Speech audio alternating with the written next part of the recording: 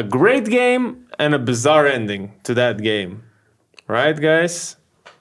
Bizarre is the word here, or how would you describe Weird. Awkward? I would just say how to ruin a beautiful game of basketball. Probably the best game of Eurobasket so far in just a few seconds. 30 seconds.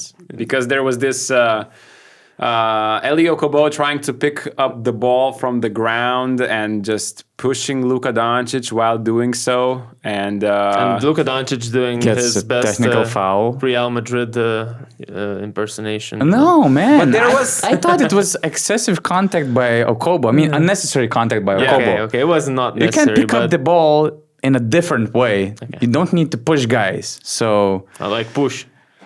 but of course, it doesn't mean that Luka can, act with the referees the way he does usually. That's excessive. But I think that he was right. He was just pushed to the ground. I think so too. For no reason. I just think France don't really like Luka, or I'm not sure. After what he's done to them last tournament, I guess, 49 points, and they took 47. a win. 47? Come on, 47. it was 3 years ago. Anyway, So guys, nobody cares Anyways, about but that. even the low this was lights- not even Yeah. the main thing, The main thing was Sylvain Francisco.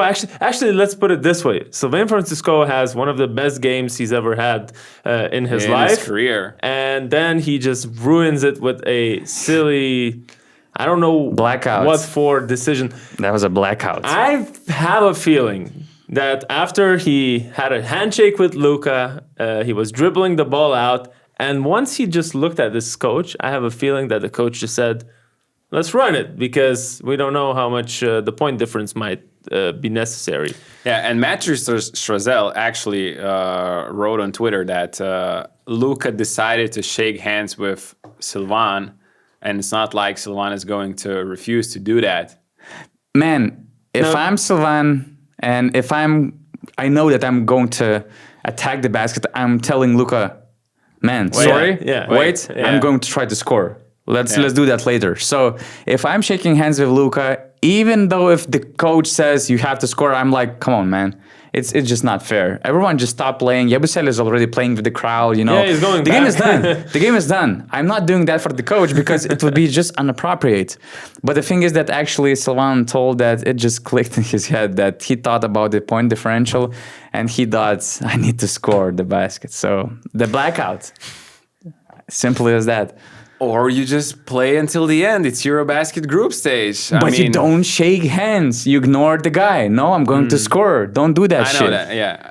Okay, Yes. but Luka was the first one to initiate that. But it was not like Luka was sprinting to him just to shake hands. No, but he was standing nearby. I mean, Come on now. I'm not doing this. I'm Let's not pretending that we're it friends. didn't look like the end of the game. It did Yeah, look like the yeah, end yeah, of the it game. looked like Come the on. We end of love the game. Sylvain. We love Sylvain, but that was a great guy, disastrous decision. great guy. And by the way, even after that, I mean, we saw what happened. He was he's saying, "My bad." He was saying, "That's my bad. That's my bad." A couple of times, like immediately after a couple of minutes, to Slovenian head coach Sekulic, he was. You can read his lips. He was saying, "That's my bad, guys." That's and my all guy, that. actually. We all do stupid things. We all say some stupid things, and that's the most important to be accountable for your decisions. And he actually apologized publicly as well, and he admitted that it was mainly a blackout. So yeah, sometimes shit happens even in the best nights. I mean, scoring 30 against Luka, playing for the national team in a really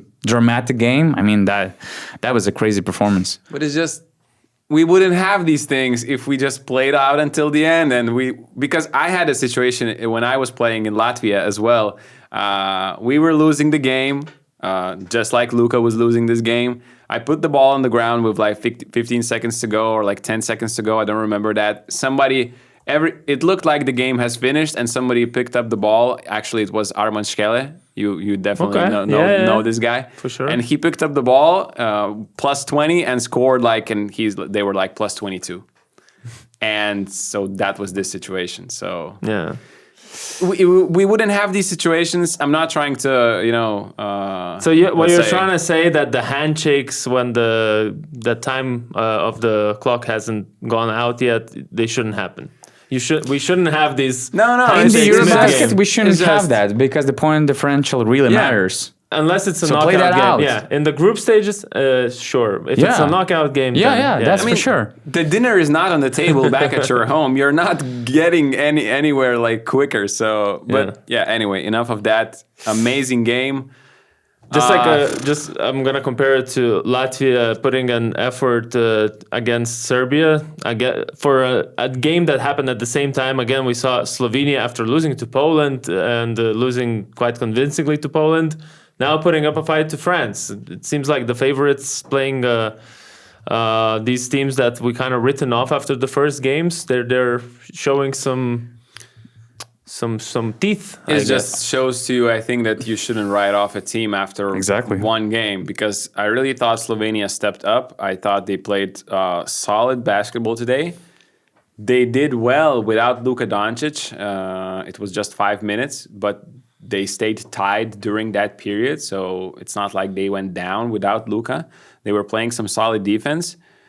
And in the first half, Luka was I don't know, if he plays like this in the NBA season, I think he's going to get the MVP of the NBA finally, regular season, because the shots he makes, he started the game actually, again, super aggressive. He missed a three-pointer.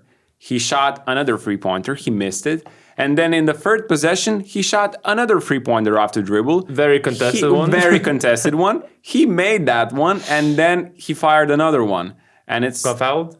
I think he got fouled. For free throws. So he was making some shots. He was playing some great defense on some possessions. He still relaxes sometimes. He loses his defender, especially like after the timeouts. But he was amazing in this game, and I thought the other guys of Slovenia team did very well today, actually playing off of when Luka was double teamed. That was important because France did send double teams quite a lot of times in this game, and the other guys delivered. And I would say at the time where Slovenia was successful was when Luka, when double teamed, was looking for his teammates and found them a lot of times, even under the rim, wide open for 3-pointers. And then if you look fast forward to the end of the game, when Luka took it up upon himself to score those buckets, he missed like 3 or 4 shots in a row in 5 possessions, and from a tied game, 83-83, we got a lead for France because they just hit a few shots and got the stops, just stopping Luka, because Luka decided, now I'm not looking for my teammates. I'm gonna take the responsibility to score. Just all logical, these points. I guess. You're Luka Doncic. They need him. So I mean, it was his shots, I would say, and the ball was like almost going in. So, but since you mentioned this ball movement and evolving others even better, I love this possession, and I think he broke Jaitez's ankles. Yeah, I was going there the same. He passed the ball beyond the arc. Then there was a quick pass inside the paint, quick pass to Edo Muric, and nice layup. So it was a beautiful team effort by Slovenia, and like to be so competitive against France. We told before the Eurobasket, we put them, okay, not an S tier, but probably A tier or B tier. It depends on how your tier list looks like, because Serbia is on my S tier, Germany is on my A tier, and then the others. But still, France is a super solid team, medal contender, and to catch up with them until very last few minutes of the game, that's huge. And that, once again, as you mentioned, you cannot underestimate them. You cannot write them off because they have Luka. He will make others better. He's special. So, and it's Eurobasket, so you never know. But for a team like Slovenia, they have to make shots that night. That's basically their recipe to success. Because the first game against Poland, they weren't making many shots. This game, they were much better. They again shot not more threes than twos, exactly the same amount, 26 each. First game, we saw them shooting more threes than twos. A lot of the points actually came from the free throws, of course.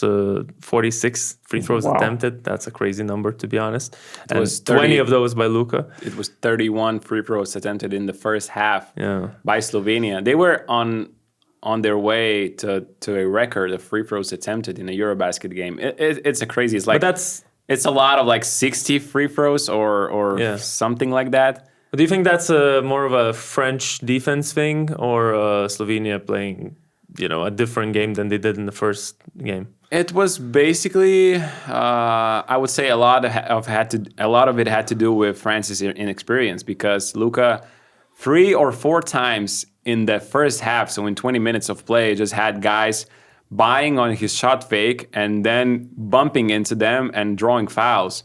He had that twice against Koulibaly, I think, once against Reza Sher, and once against Alex Sarr. And that's already like 8 or 10 free throws, 8 or 12 free throws. So it was a lot of that. But I mentioned the youngsters, fouling. I wanted to also praise them. Koulibaly, Alex Sarr, Zachary Reza Sher, 37 points tonight on 14 of 22 field goals. They were super efficient. Koulibaly guarded Luka Doncic for most of the game. Alex Sarr had some great switches. And you mentioned, guys, in the end, Luka tried doing it by himself because France did not double in the end. France put switches. France put Alex Sarr on Luka. And yeah, Luka scored one super tough basket in the third quarter where he kind of spinned twice and made this rainbow shot. But in the end, he played solid one-on-one defense, and he had 3 great rim protection moments, and he was super important. So we know that France is already a contender in this tournament, but they're missing so many guys, and they're still like one of the best teams in this tournament. And most of those guys are super young. So it is crazy, the talent amount and the age of these talents France got, really. For me, what's odd is the leader that became Sylvain Francisco in this game. The game before, I don't remember who was the top scorer, but I think it reflects on how young and new this team is compared to what we used to have with established leaders like Fournier. You knew they'll go to Fournier. In this France, I feel like anyone can become the guy for this team in every individual game. So it'll be interesting to watch who's going to be the next guy to step up, because it's not a given. It's like Gershon Yabusele who was balling in the pre-preparation games. Yeah, no, tonight Francisco was just amazing. I mean, 9 of 15 from the field, no miss, 2-pointers, 7 of 7, 7 rebounds. He got 1 offensive rebound, 5 assists, 0 turnovers, guys. 0 turnovers, shooting 15 shots and dishing out 5 assists. The only turnover he had was shooting that 2-pointer in the end, but that doesn't really count as a turnover, but that was a mistake by him. Okay, but I see. 40 efficiency, and he just decided the game. Every time he stepped on the floor, France's offense looked 3 times better than it was with Theo Maledon, who started the second game, but played only 11 minutes and didn't have a single field goal. Francisco was just too quick for Slovenia's defense. When he starts dancing, it's a guaranteed drawn foul, at least. He was doing whatever he wanted really tonight. So fantastic game. If you want to find the entire explanation by Sylvain Francisco, go check that out on BasketNews.com, and just make sure to follow our website during the tournament. We put a lot of stuff over there. We have our crew members in all 4 host cities, and make sure to follow Basket News Instagram account as well. And if you watched it until the end, just please press like button, subscribe our channel, and just enjoy the Eurobasket action, because we're usually sharing those reactions after all those big moments and big games. And to make sure that you don't miss out, notifications on right now.